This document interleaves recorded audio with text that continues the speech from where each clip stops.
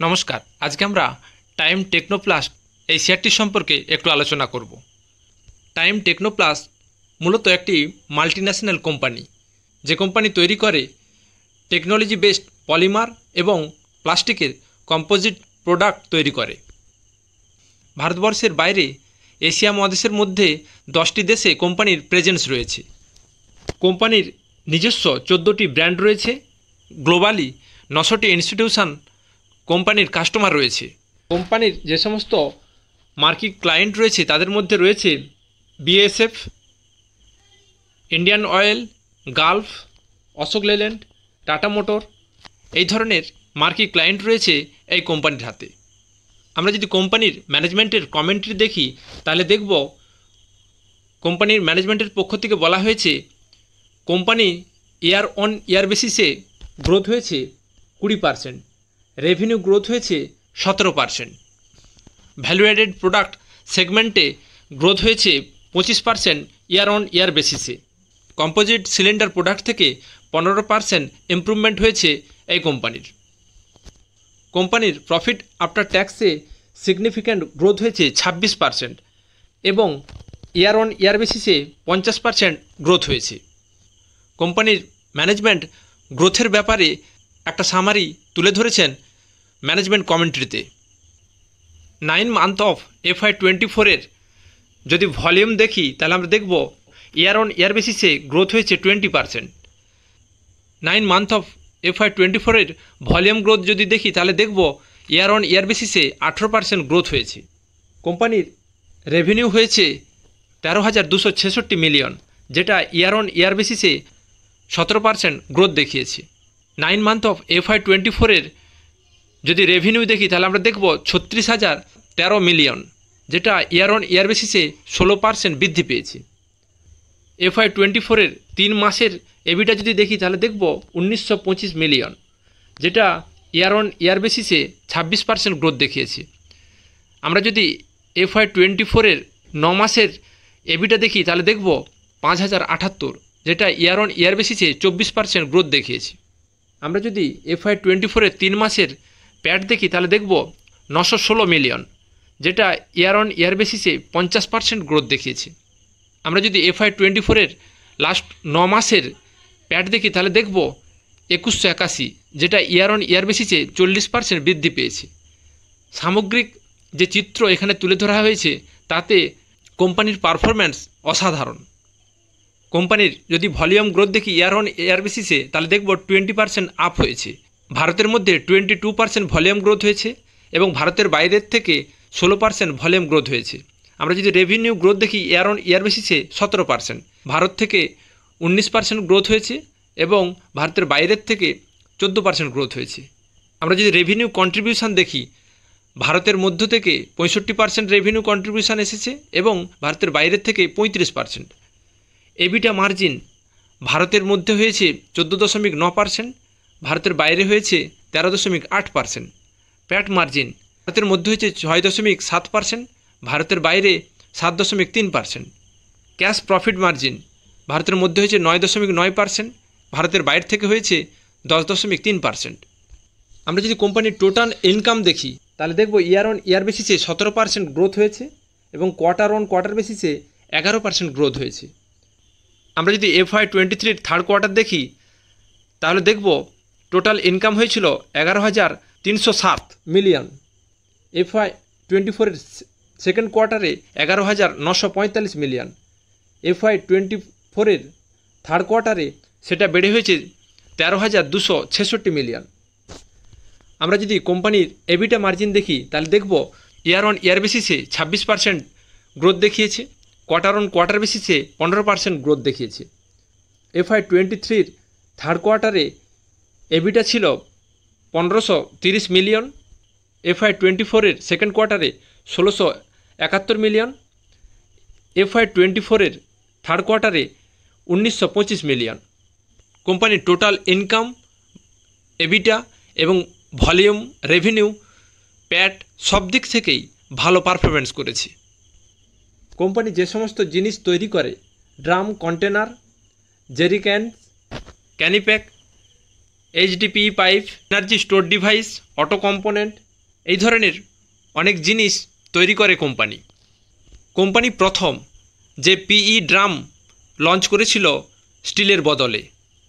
Company প্রথম tubular gate battery launch করেছিল। Company প্রথম anti spray rain flap launch করেছিল। কোম্পানি প্রথম সিভি সেক্টরে প্লাস্টিক ফুয়েল ট্যাঙ্ক তৈরি করেছিল। কোম্পানি ইনভলভড রয়েছে ম্যানুফ্যাকচারিং টেকনোলজিতে এবং সেখান থেকে পলিমার বেস প্রোডাক্ট তৈরি করে। কোম্পানি ভারতবর্ষের সবচেয়ে বড় ম্যানুফ্যাকচারার, যেখানে সবচেয়ে বড় প্লাস্টিকের ড্রাম তৈরি হয় এবং কোম্পানির মার্কেট শেয়ার 60%। কোম্পানির market cap 6163, stock PE 21.9, ROCE 13.1, promoter holding রয়েছে 51.6, ডেট টু ইকুইটি রয়েছে 0.37, কারেন্ট প্রাইস রয়েছে 272, বুক ভ্যালু রয়েছে 104, ROE রয়েছে 10, এবিটা রয়েছে 10.2। কোম্পানি আজকের দিনে কিউআইপি করছে 69.3 কোটি। কোম্পানির এক বছরের হাই এবং লো যদি দেখি তাহলে দেখব 290 এবং 79.7। কোম্পানির ফেস ভ্যালু 10। কোম্পানির market cap to sales 1.29। DI holding 0.51% stake বাড়িয়েছে। আমরা যদি কোম্পানির প্রাইস অ্যাকশন দেখি, কোম্পানি দীর্ঘদিন ধরে 50 দিনের মুভিং এভারেজের ওপরেই ট্রেড করছে। মাঝে মাঝে 50 দিনের মুভিং এভারেজকে সাপোর্ট করে আবার বাউন্স করে যায়। আমরা যদি 5 বছরের কোম্পানির মিডিয়াম পিই দেখি তাহলে দেখব মিডিয়াম পিই 10.9। কোম্পানি আজকের দিনে ট্রেড করছে 21.9। পিইর দিক থেকে কোম্পানি এখন ওভার ভ্যালুড জোনে রয়েছে। আমরা যদি কোম্পানির এবিটা দেখি তাহলে দেখব 10.2। 5 বছরের মিডিয়াম ইভি এবিটা দেখি তাহলে দেখব 5.2। ইভি এবিটার দিক থেকে ফেয়ার ভ্যালুড জোনে রয়েছে টাইম টেকনোপ্লাস্ট। কোম্পানির 5 বছরের মার্কেট ক্যাপ টু সেলস 0.5। কোম্পানি আজকের দিনে ট্রেড করছে 1.29। মার্কেট ক্যাপ টু সেলসের দিক থেকে ফেয়ার ভ্যালুড জোনে রয়েছে কোম্পানি। আমরা যদি পেয়ার কম্প্যারিজন করি তাহলে দেখব ইন্ডাস্ট্রি পি রয়েছে 31.19। টাইম টেকনোপ্লাস্ট ট্রেড করছে 21.88। আজকের দিনে অ্যাস্ট্রাল ট্রেড করছে 98.48। সুপ্রিম ইন্ডাস্ট্রি ট্রেড করছে 62.36। সেদিক থেকে টাইম টেকনোপ্লাস্ট ইন্ডাস্ট্রি পি এর থেকে অনেক আন্ডার ভ্যালুড ট্রেড করছে। মার্কেট লিডার সুপ্রিম ইন্ডিয়া এবং অ্যাস্ট্রাল তাদের থেকে প্রায় 1/4 ভ্যালুয়েশনে ট্রেড করছে Time Technoplast. Price to book value যদি দেখি, ইন্ডাস্ট্রি বুক ভ্যালু রয়েছে 3.75। টাইম টেকনোপ্লাসের 2.61। সেখানে অ্যাস্ট্রালের রয়েছে 19.15। সুপ্রিমের রয়েছে 13.05। অ্যাস্ট্রাল এবং সুপ্রিম এই সেক্টরের লিডার, তাদের মতো হয়তো রিটার্ন আসবে না, কিন্তু তাদেরকে কম্পিট করতে পারে। আপনারা জানেন পেয়ার কোম্পানির সাথে পি অনেক কম হয়, তাহলে আগামী দিনে স্টক পেয়ারের কাছাকাছি যাওয়ার চেষ্টা করে। অ্যাস্ট্রাল সুপ্রিমের মতো হয়তো পি এর এক্সপেনশন হবে না, কিন্তু কম্পিট করবে আগামী দিনে। আমরা যদি লাস্ট 4 বছরের প্রফিট অ্যান্ড লস দেখি তাহলে দেখব কোম্পানি 2021 সালে সেলস করেছিল 3005 কোটি, 2022 সালে 3650 কোটি, 2023 সালে 4289 কোটি। ট্রেলিং 12 মান্থে তা বেড়ে হয়েছে 4791 কোটি। কোম্পানির অপারেটিং প্রফিট 2021 সালে ছিল 387 কোটি, 2022 সালে 506 কোটি, 2023 সালে 577 কোটি। ট্রেলিং 12 মান্থে 674 কোটি। নেট প্রফিট 2021 সালে ছিল 106 কোটি, 2022 সালে 192 কোটি, 2023 সালে 224 কোটি। ট্রেলিং 12 মান্থে 287 কোটি। ইপিএস 2021 সালে 4.57 ছিল, 2022 সালে 8.31, 2023 সালে 9.69। ট্রেলিং 12 মান্থে 12.44। কোম্পানি নেট প্রফিট এবং ইপিএস খুব দ্রুত এই 4 বছরে বাড়িয়েছে। আমরা যদি কম্পাউন্ডেড সেলস গ্রোথ দেখি তাহলে দেখব 10 বছরে 9%, 5 বছরে 7%, 3 বছরে 6%, ট্রেলিং 12 মান্থে 16%। কম্পাউন্ডেড প্রফিট গ্রোথ 10 বছরে 8%, 5 বছরে 4%, 3 বছরে 9%, ট্রেলিং 12 মান্থে 34%।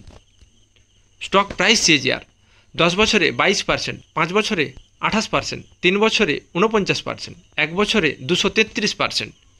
রিটার্ন অন ইকুইটি 10 বছরে 10%, 5 বছরে 9%, 3 বছরে 8%, লাস্ট ইয়ার 10%। কোম্পানির যদি ব্যালেন্স শিট দেখি তাহলে দেখব কোম্পানির হাতে রিজার্ভ ক্যাশ রয়েছে 2343 কোটি টাকা, বরোয়িং রয়েছে 865 কোটি টাকা। কোম্পানির হাতে অনেক ক্যাশ রয়েছে, ক্যাশ রিচ একটা কোম্পানি। কোম্পানির হাতে ক্যাশ থাকার অর্থ আগামী দিনে এই ক্যাশকে কোম্পানি বিভিন্ন কাজে লাগাতে পারে, যার প্রফিট আগামী কোয়ার্টারগুলোতে আসতে পারে। আমরা যদি কিউআইপি এই সেকশনটা দেখি, কোম্পানি প্রতি বছর ক্যাপেক্স করে চলেছে এবং এই ক্যাপেক্স থেকে কোম্পানির প্রফিট আসতে শুরু করেছে। আজকের দিনে দাঁড়িয়ে 2023 সালে কোম্পানি ক্যাপেক্স করছে 68 কোটি, ট্রেলিং 12 মান্থে 69 কোটি। কোম্পানি দীর্ঘদিন ধরে বহু ক্যাপেক্স করেছে, এই ক্যাপেক্স থেকে রিটার্ন আসাও শুরু হয়েছে। আগামী দিনে এই ক্যাপেক্স থেকে আরও অনেক বেশি রিটার্ন আসবে এবং এই রিটার্ন যত আসবে তত কোম্পানির প্রাইস অ্যাকশন চেঞ্জ হবে আর ইনভেস্টররা রিওয়ার্ড পাবে। এই ক্যাপেক্স বলে দিচ্ছে কোম্পানির গ্রোথ স্টোরি আগামী দিনে কতটা হতে পারে। ভিডিওটি যদি ভালো লাগে অবশ্যই একটা লাইক করে দেবেন। আমরা যদি নেট ক্যাশ ফ্লো দেখি তাহলে দেখব কোম্পানির এখন নেট ক্যাশ ফ্লো 1 কোটি রয়েছে। আমরা যদি শেয়ার হোল্ডিং প্যাটার্ন দেখি তাহলে দেখব প্রমোটার হোল্ডিং রয়েছে 51.56, এফআইআই হোল্ডিং 6.18, আগে এফআই হোল্ডিং ছিল 5.70, সেটা বেড়ে হয়েছে 6.18, ডিআইআই হোল্ডিং 10.93, পাবলিক হোল্ডিং 31.32, আগে পাবলিক হোল্ডিং ছিল 32.37, সেটা কমে হয়েছে 31.32। পাবলিক হোল্ডিং কমেছে এবং এফআইআই হোল্ডিং বেড়েছে। এটা ইনভেস্টরদের দিক থেকে পজিটিভ একটা দিক, কারণ স্ট্রং হ্যান্ডের স্টেক বেড়েছে এবং উইক হ্যান্ডের স্টেক কমেছে। আমরা যদি ডিআই হোল্ডিং দেখি তাহলে দেখব HDFC, tata mutual fund, life insurance corporation, HSBC এই ধরনের ডিআই হোল্ডিং রয়েছে এই কোম্পানির। এই ভিডিওটি এডুকেশন পারপাসে বানানো হয়েছে, কোনো রকম স্টক রেকমেন্ডেশনের জন্য নয়। একটা আইডিয়া শুধু আপনাদের সাথে শেয়ার করলাম, যাতে আগামী দিনে আপনি যখন রিসার্চ করবেন এই ইনফরমেশানগুলো আপনার অনেক কাজে আসবে। ভিডিওটি ভালো লাগলে বন্ধুদের সাথে শেয়ার করবেন, একটা লাইক করে দেবেন, চ্যানেলটিকে সাবস্ক্রাইব করে রাখবেন, যাতে আগামী দিনে এই ধরনের ইনফরমেটিভ ভিডিওর নোটিফিকেশান আপনি সহজেই পেতে পারেন। জয় হিন্দ, ধন্যবাদ।